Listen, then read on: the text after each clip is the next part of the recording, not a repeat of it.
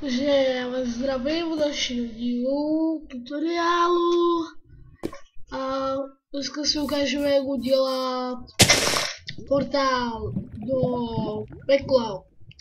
Takže vezmete si obsidián a vezmete si ještě tohle, zapalovač.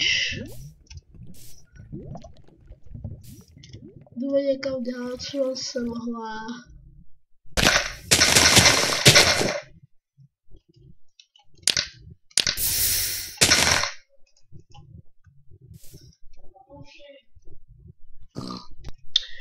Takže já se bang.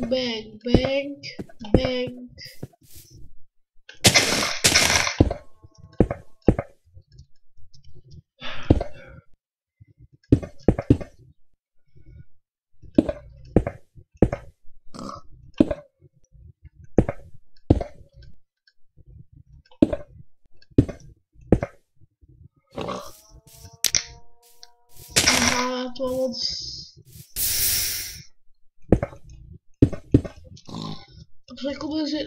Řekl bych, že to mám moc volí.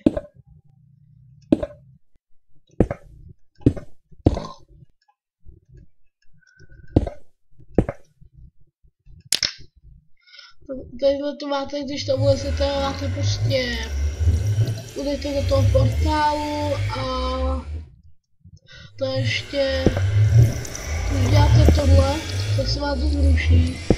Ale když můžete tady nemusíte mít. Tady moc to. Můžete tam mít třeba světlit, nebo to je na vás. Můžete si dát třeba jenom líbí, nebo to vypadá jenom takhle, to může vypadat. To je na vás. Ještě možná to bude fungovat i do země. Čekajte. 1, 2, 3.